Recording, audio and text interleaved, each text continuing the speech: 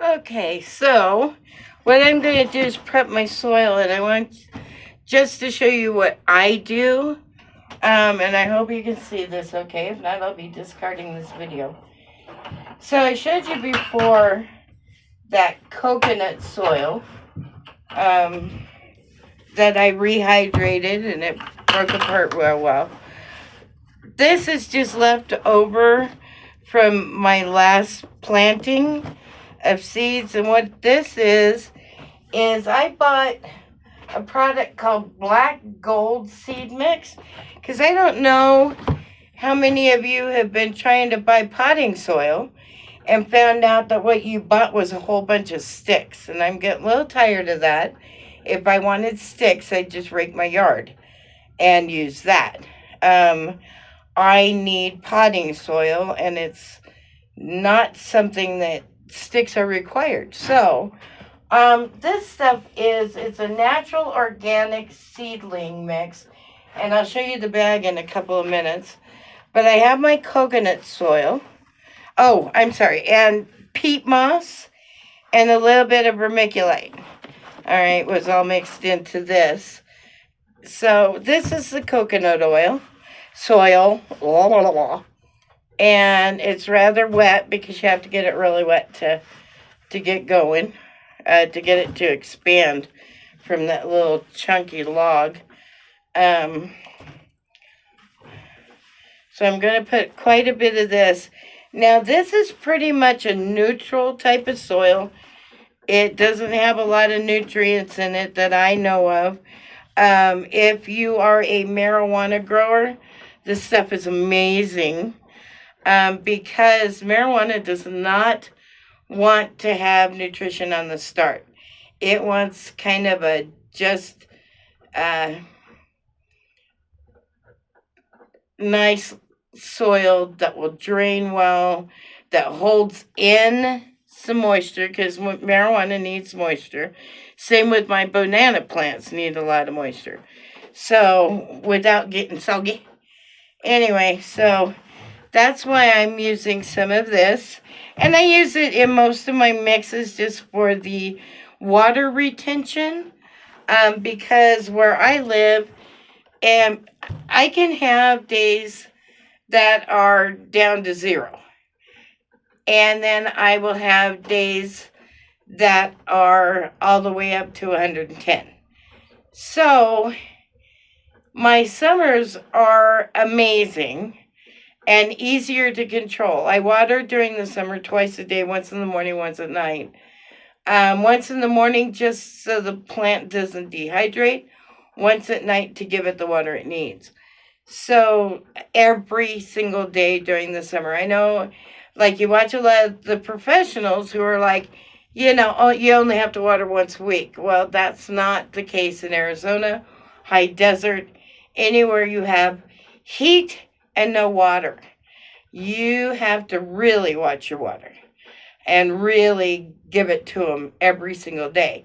Now, during the fall, during the spring, I can get away with, I think, like every other day, because during the fall and during the spring, we have our winds, which zap the moisture out of the soil. So, or out of your plant. Your plant just doesn't like it. They handle a lot better if they got some water to back them up.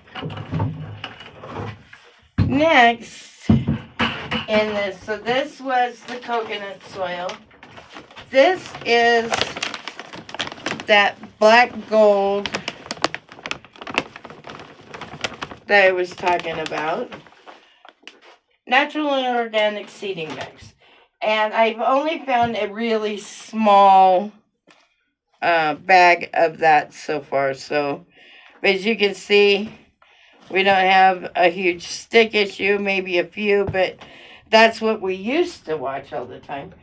And I was going to put in perlite. The last, there's 2 different kinds of this, and I think because I got the seedling mix, it has the perlite already in there, which are these little white dobbits.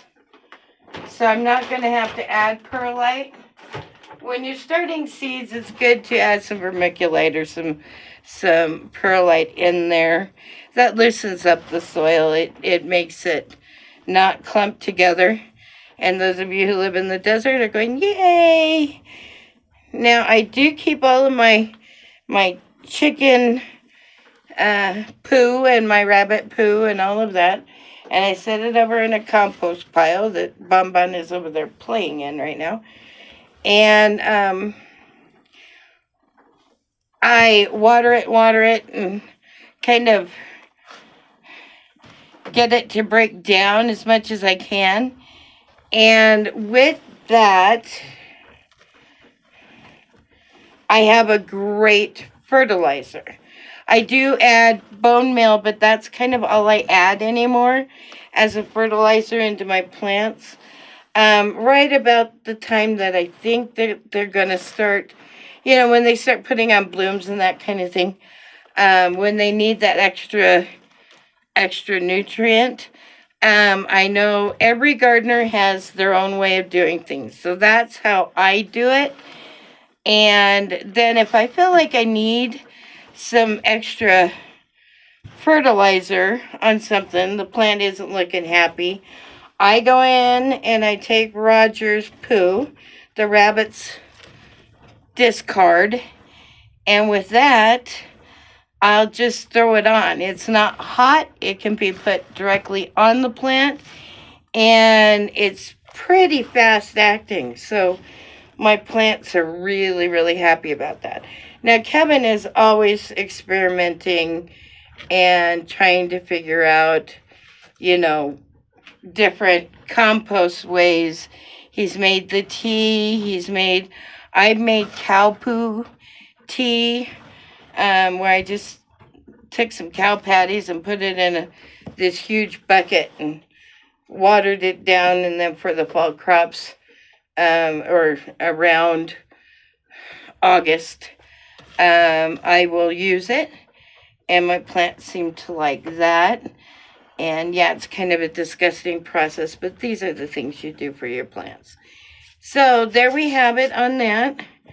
And from here, I save like everything. So I got these off of a plant I bought last year. I'm not sure, nurseries do these weird things. And I'm going to take that rope thing out of there because I don't know its purpose. And I don't like it, and it annoys me, and the plant can't sit level. So I'm just going to cut it off.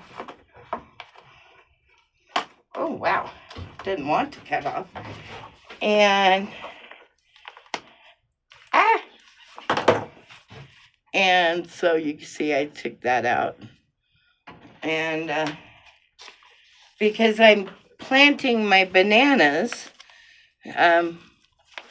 I want to have it good. There we go. And from here, I will take one of my little banana plants. Come on, little baby.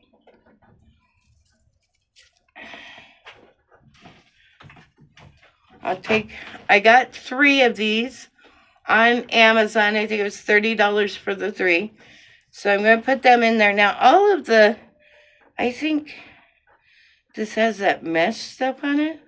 Now, I don't know about you, but those mesh pots and stuff, it looks like it's disintegrating well.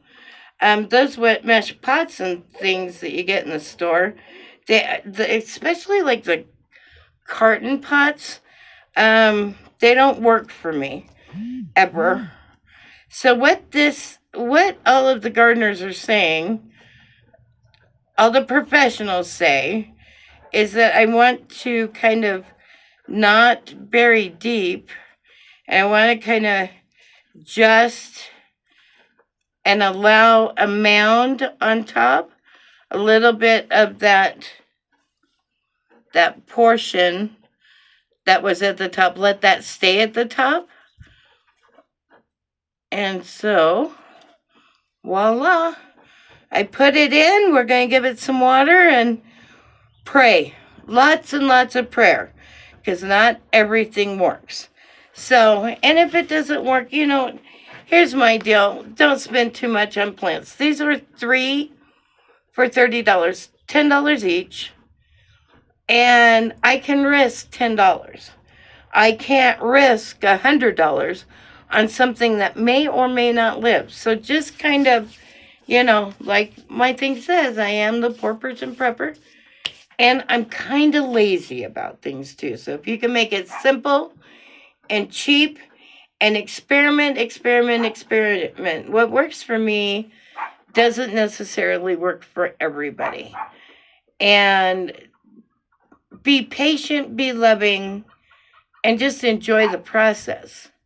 If you don't like the process, you don't like gardening, then you just go to a nursery, spend all the money you can, and hire a gardener, please. Because I watch more people spend thousands of dollars on nursery plants, and there's nothing against nursery plants. I love going to the nursery because I'll find varieties, especially mint, that I haven't seen before. I've never tried, and I'll buy them because, yeah, why not? And hopefully I'll get some seed from them and be able to keep going. Mint will propagate. It can take a freeze. It'll come back every year. However, if you have hard clay soil, it doesn't want to come back every year. That's why I grow mine in pots. So, best of luck to you and get to gardening, folks. I love the dirty hands. Talk to you later.